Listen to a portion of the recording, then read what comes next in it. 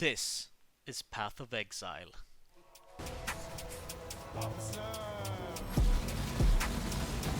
Dissected. Smeared across.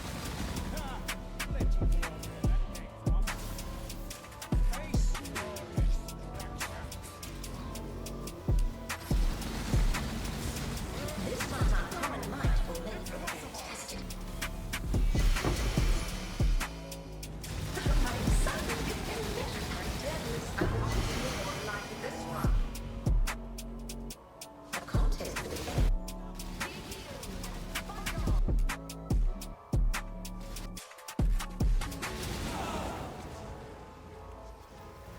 Texas by particle.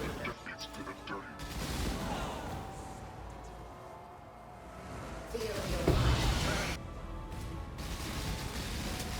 Resist the assault.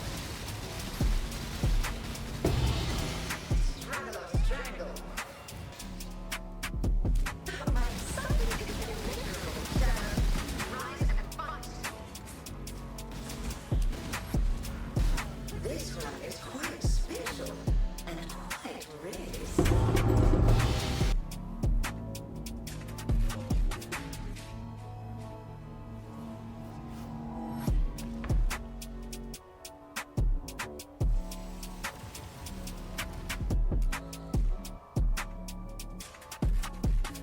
At least mortal flesh is so valuable. And now down. A match of my might. My might.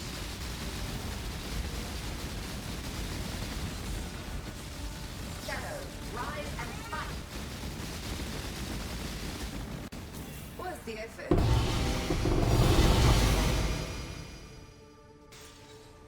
I grow bored already. Go now. Hello and welcome. You can call me Nist for now. I've made this video for anyone looking to understand PoE in a more synoptic way. I will not go into details of the mechanics such as defense, offense, currency making, most of those parts. For that I'll have a few videos in the description of content creators which you can get started with. Feel free to comment below on things you'd like to know more about, and I'll gladly help as much as I can. Whether you're a new Exile or one that has traversed the linear progression of Ray class thousands of times, this video might just be for you. Looking at PoE today, 3.24, the Necropolis League, gives us a hint of how easy it is to play whatever it is you want to play in PoE.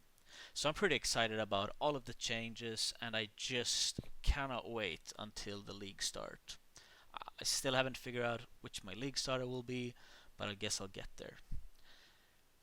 So let's talk about PoE in general, yeah? I'm a sucker for this grim world that GGG has made, so going through the campaign is still not an issue for me. I love it every league start. Later on, you get so many leveling uniques, it's pretty easy to just breeze through it. There are ways to cut time. Naturally, you'll learn layouts, but my rule of thumb is diagonal pathing. This can be applied to the majority of zones, with the exceptions of some. Maybe Chamber of Sins, since you start from the middle or you come from the side. Well, that also has a logic. You walk towards the direction which the waypoint is pointing. Anyway, it helps having a strong build throughout the campaign. Usually racers have great ideas on what combinations of spells to use. I think, if I'm not mistaken, that nowadays the strongest racer is probably something along the likes of Magma, Flame Wall, into Cremation, which carries your damage until maps, and pretty far into those as well. And then Detonate Dead or something along those lines. But personally, when it comes to like travel spells, my favorite was Smoke Mine into Flame Dash. It was just so smooth and so beautiful. But don't get stuck on which, travel spells you're gonna use, or which spells are the best, because there is one simple way, no matter the build. You just skip everything. Yeah, you just skip most of the game until you get to maps, and even then you can just rush towards the bosses. I don't like doing that at the maps, but I do tend to skip a lot in the campaign and just enjoy the boss fights and whatnot. The less time you stand still to cast and attack, the more time you'll be spent on traveling. That's the secret for campaign. I usually kill packs that are huge or blue packs just to keep up with the XP. If I'm running a build that can just obliterate rares, of course I'll kill those as well. Other than that, zoom baby, zoom. I always ask, what would you like to be in a fantasy world? Would you want to be a warrior with a two-handed sword? Do you want to be Legolas? Use a bow? Maybe a mage with different elements? Or do you want to be a mage with a two-handed sword? There's so many variations that there's literally something for everyone. But whether you're new or not, I always recommend following a build guide. Where can they be found? A lot of places, actually. There are websites called PoE Vault or Maxroll GG, which is probably the standard thing that will pop up on Google if you search PoE build or something. Um,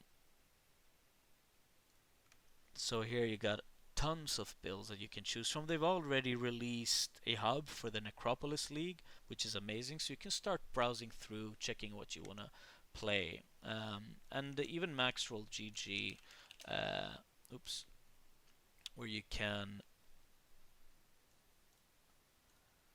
check out their builds. They have for a lot of different games, but obviously we'll want to check Path of Exile out. And here they also have a lot of currency guides. These websites will be linked in the description below. But let's not forget a good place of inspiration. The subreddit are Path of Exile builds, but most importantly, PoE Ninja, which is information of the actual game, the percentage of the actual classes or races, what you want to call them, alongside with their ascendancies, what spells, items, so you can get a lot of inspiration from here. I tend to check this out as well. So you have a place where you can find inspiration. If you do find poebuilds.net, that is solely for information, for inspiration. Do not copy paste any build from those. They are not good enough for new players, in my opinion. I can explain more if you'd like to know. In the campaign section, we talked about skipping a lot of stuff and choosing a build and whatnot. My second secret, though, on how to play PoE is stick to one or two builds per league. It's simple yet so difficult.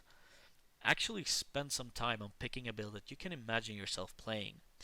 For me, the beautiful part is that when I play a build and work on it, patch it up a little bit, fix the resistances here and there, upgrade a pretty big piece for it, which increases my damage by a ton or defense by a ton. I love it more. It motivates me to stick to the same character and create new goals for it. Hopefully, it's the same for you.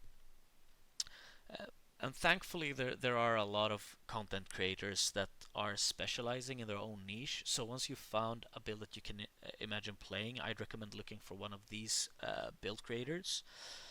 Um, there are, for instance, Gazi, which does minion builds. One Mana Left, which obviously does mana builds. We have Zizaran, Steel Mage, which are a lot more focused in like survivability because they play hardcore.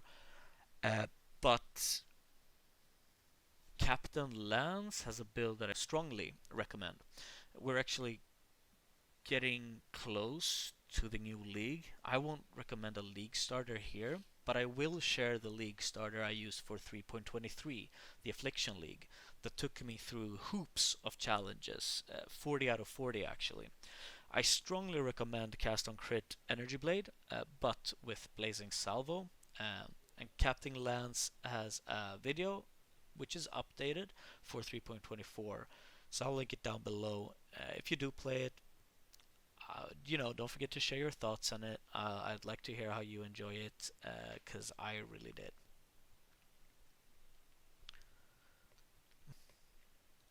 We love PoE because of its vast variety of content and how we can decide on what to play.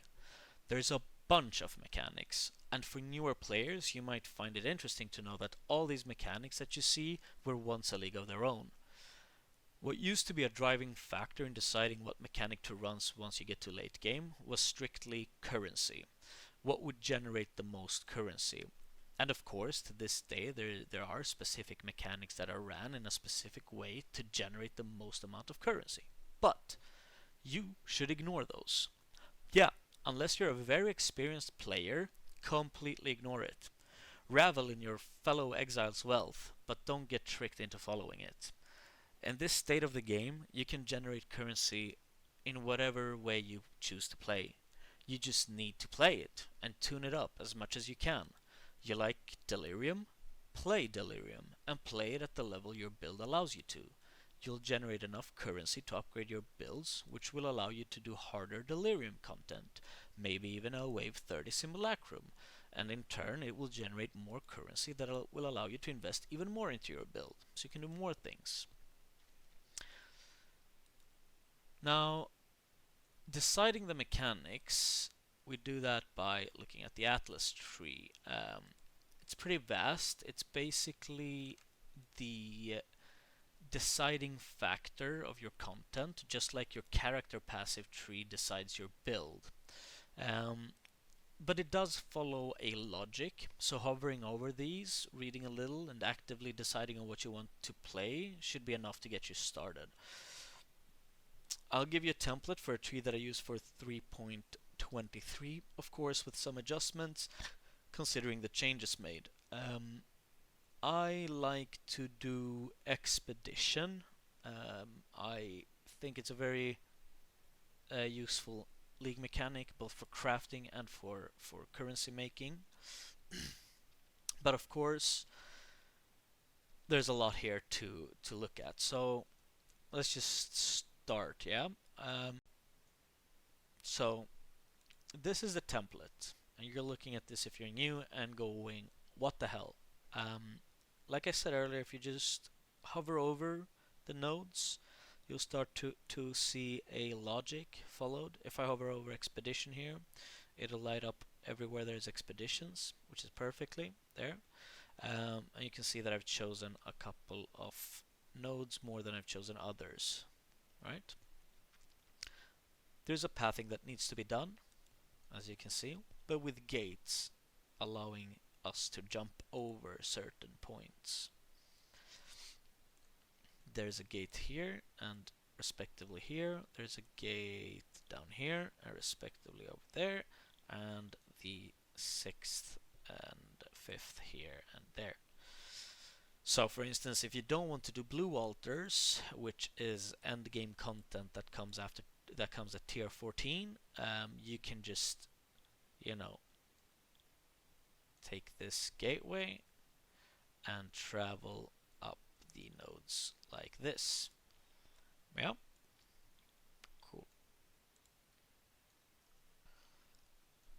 Right, so this is the template. Looking at it initially, if you're new, you might not understand too much. But basically, by applying our points on betrayal nodes, expedition nodes, and then some scarab nodes, we are ensuring the appearance of expedition and June throughout our leveling, or our Atlas completion. June, I think, is a very good league start master. Well, they're not masters anymore, I guess. Mechanic, because of its crafting, especially now since the removal of Aisling and the addition of veiled orbs not being chaos veiled orbs. We might actually get some drops that are good alongside with the reveal from the crafting bench. Well, once we go into turn it in to June, and also gives us a very good starting point for our actual crafting bench, even if the items themselves are bad. If we have items we want to craft on, we get these crafting options from June, which is very good. And you can just run it a couple of times if you don't like June, like 3 or 4, maybe 5 times to get the masterminds or the Katarina crafts, which are very useful, whether it be reduced mana cost, whether it be HP regen, whichever it is, they're good to have, and you can also sell them as a service. Actually, I see a modification. Anyway, right, so that's why I think Betrayal is really good. It gives you a good base for crafting, and then once you're done with the Katarina kills for the crafting options, you can just spec out of it and go into something else. So that's why I like starting with it, just get it out of the way early. But then alongside of it, I have Expedition, which is much like it crafting, in my opinion, a crafting mechanic if you go with ROG. Oops, there he is. So ROG allows you to pick a base and then craft on it alongside with his currency that you pay for it. So I think it's very good, and also the expedition logbooks that you have a chance of dropping are valuable, so you can sell them if you don't want to run them yourself. It's a good way of generating some currency in the beginning. But most importantly, to start with, we go with shaping the mountains and shaping the skies, alongside with a lot of small nodes that give us 5% chance for the map to become 1 tier higher. And then I want to try out mounting modifiers. I don't know how good it is, but I'm gonna give it a shot. See what the results are. Kirak is nice for map completion, so I choose him as well. And then, of course, how can I not play around with scarabs when they are introduced to us like this? So I pick most scarab nodes. I am probably not gonna run the reliquary scarabs for uniques, and I'm gonna go cartography, or I don't know, I might switch it to something completely else depending on what I'll decide to run. I don't think, or actually, I might start this as a league starting depending on what my build is, if it can manage the unique monsters. So the point of this is to help you get going with items, because with um, with betrayal and with ROG you can craft items for your build, like no matter what you're running. You can customize it to your liking, so it's very useful, very friendly, but you need to invest some time in learning how to craft, which again is something that you have to spend time on doing, but it's fun, I promise. And then the altars, which is these two wheels, whatever you want to call them. Whether you want to go blue or red, it's completely up to you. Red is a bit nicer in the beginning than blue is, because they have a pretty harsh resistance debuffs. But nonetheless, as I explained earlier, worst case you can just go Eldritch Gateway here into those ones. So there's no difference in what you pick here.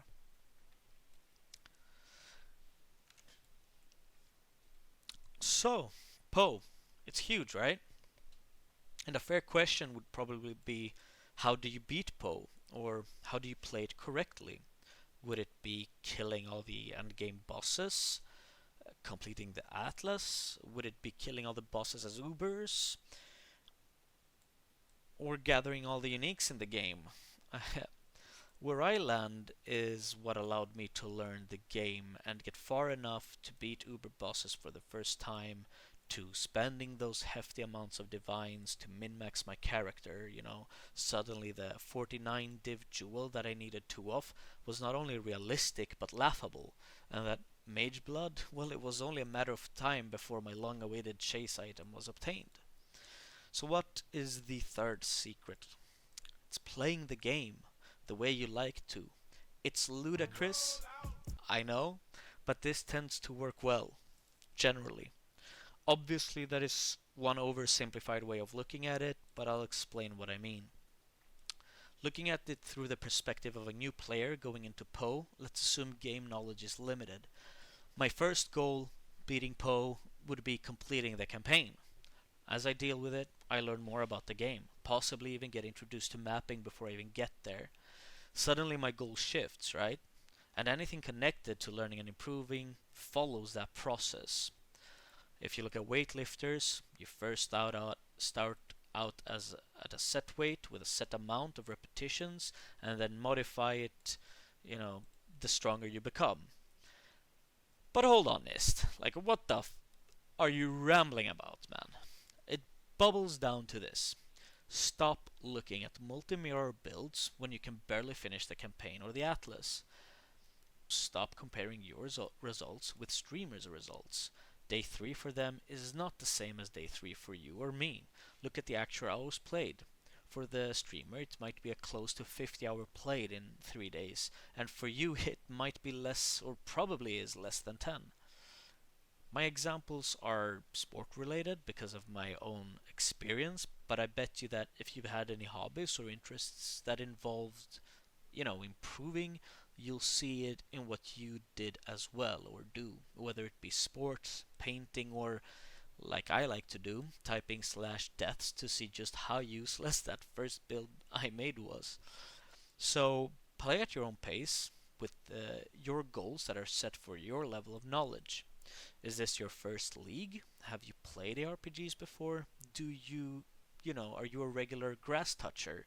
Set your preliminary goals as you play, befitting an enjoyable playthrough. Content creators are here to help you learn, use us, watch us, subscribe to us, and if you watch through the whole video, please do take a look at the creators in the description. They're among the ones that have taught me and deserve your view just as much as I, if not more. Stay sane and see you in Raid class.